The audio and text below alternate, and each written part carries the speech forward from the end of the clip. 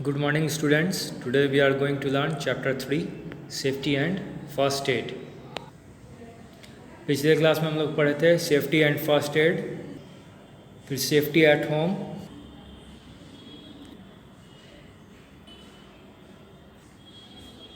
Safety at school and safety on the road. आज हम लोग पढ़ने जा रहे हैं some tips on personal safety. मतलब हुआ अपनी निजी सुरक्षा के लिए कुछ युक्तियाँ जो नीचे दी गई हैं।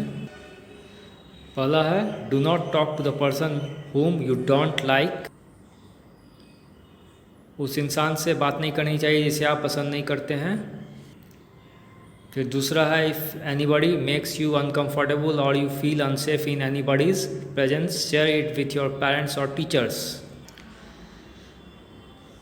यदि कोई आपको परेशान करता है या किसी की उपस्थिति में असुरक्षित महसूस करते हैं तो अपने माता पिता और शिक्षकों के साथ साझा करें।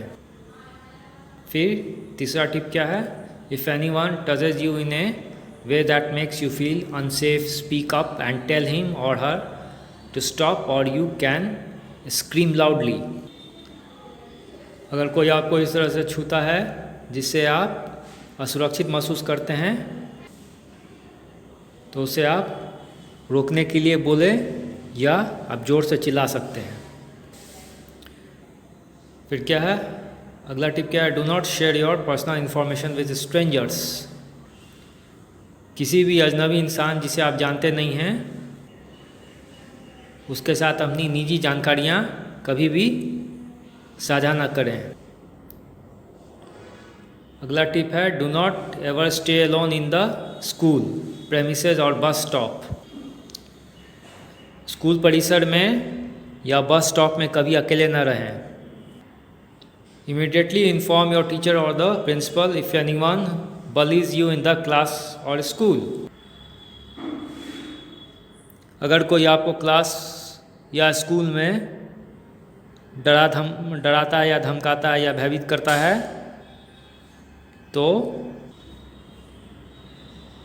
तुरंत अपने टीचर को या प्रिंसिपल को सूचित करना चाहिए। तो हम लोग समझ गए कौन कौन सी युक्तियाँ के द्वारा हम लोग अपनी निजी सुरक्षा कर सकते हैं। अब हम लोग फर्स्ट एड के विषय में पूरे विस्तार से समझते हैं कि फर्स्ट एड क्या है। First aid is the immediate help that can be given to an injured person before the arrival of the proper medical aid. It can prevent the person's condition from being worse. प्राथमिक चिकित्सा होती है तुरंत दी जाने वाली मदद किसी घायल इंसान को जब तक कि उचित चिकित्सा सेवा पहुंचती नहीं है। यानी उचित चिकित्सा सेवा पहुंचने से पहले प्राथमिक उपचार कर लेने से चोट गंभीर रूप नहीं लेती है। प्राथमिक उपचार के द्वारा किसी व्यक्ति की स्थिति को और भी बुरा होने से हम लोग बचा सकते हैं। अगर ठीक से दिया जाए तो यह एक व्यक्ति की जान भी बचा सकती है।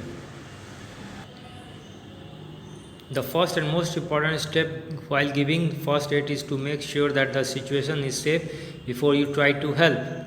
Always look out for danger and send for help as soon as possible. Be calm and make the injured person comfortable. One should know how to provide first aid in some common situations. प्राथमिक चिकित्सा देते समय पहला और सबसे महत्वपूर्ण कदम यह सुनिश्चित करना रहता है कि मदद करने का प्रयास करने से पहले स्थिति सुरक्षित है कि नहीं।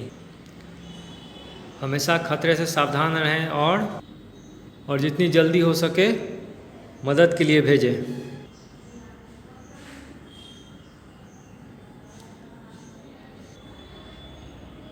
B calm and make the injured person comfortable. शांत रहें और घायल व्यक्ति को आराम से रखें। One should know how to provide first aid in some common situations. किसी को पता होना चाहिए कि प्राथमिक चिकित्सा कैसे प्रदान की जाती है सामान्य स्थितियों में। हम लोग समझते हैं first aid for a minor burn.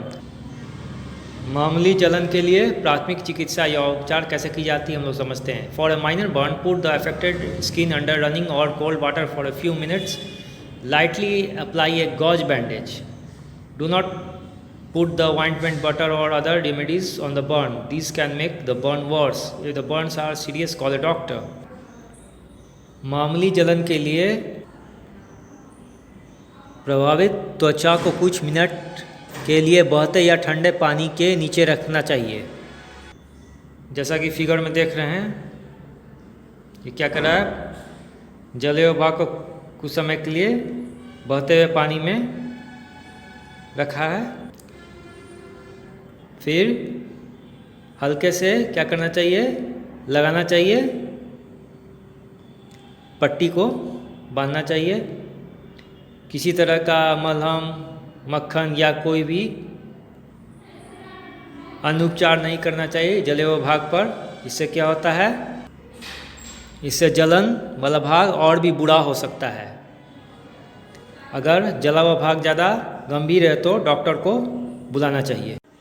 For cut scrap, अगर त्वचा का कोई भाग कट गया है या खरोंच लग गई तो क्या करना चाहिए, और उस जगह से खून बह रहा है तो साफ कपड़े से घाव को कस के दबा कर रखना चाहिए। फिर गुनगुने पानी और बहते हुए पानी से उसे सुखाना चाहिए और पतली लेयर वाला एंटीसेप्टिक मरहम लगाना चाहिए। और उसके बाद फिर उसे बैंडेज या गॉज से बांध देना चाहिए। अगर फिर भी रक्तस्राव होता रहता है तो नहीं रुकता है तो क्या करना चाहिए, डॉक्टर को तुरंत बुलाना चाहिए। फॉर नोज ब्लीड, अगर नाक से खून बड़ा तो क्या करना चाहिए, the nose bleed, sit upright and do not tilt your head back. अगर नाक से खून बड़ा है तो क्या करना चाहिए, सीधा बैठना चाहिए और अपने सिर को पीछे की तरफ नहीं झुकाना चाहिए। फिर नाक के निचले सिरे को नथुने से करीब से पकड़कर 5 से 10 मिनट तक आगे की ओर झुकाना चाहिए। फिर नाक को छोड़ना नहीं चाहिए और इसकी जांच नहीं करनी चाहिए। अगर रक्तस्राव कम हो जाता है तो नाक के चारों ओर बर्फ़ के पैक लगा सकते हैं। अगर रक्तस्राव 10 मिनट से ज़्यादा तक नहीं रुकता है तो तुरंत डॉक्टर को सूचित करना चाहिए। For insect bite or sting, कीड़े के काटने से या डंक छोड़ने से, डंक, if the insect left sting, gently scrape the skin with your finger nail to remove it without breaking it. कोई भी कीड़ा जैसे कि मधुमक्खी हो गया या ततैया हो गया या चींटी हो गए, वो उसके पास स्टिंग होता है जो कि बहुत ही तेज़ और नोखीला होता है, जो काफ़ी दर्द देता है और ख़तरनाक घाव उत्पन्न करता है। अगर कीट ने एक डंक को छोड़ दिया तो धीरे से त्वचा को अपनी नाखूनों से खुरचना चाहिए और उसे हटाने के लिए बिना उसे तोड़े हुए। फिर बेकिंग सोडा और कोल्ड क्रीम का पेस्ट लगाना चाहिए। और फिर सांस लेने में या बात करने में या खांसी होने में परेशानी हो रही है तो डॉक्टर को सूचित करना चाहिए।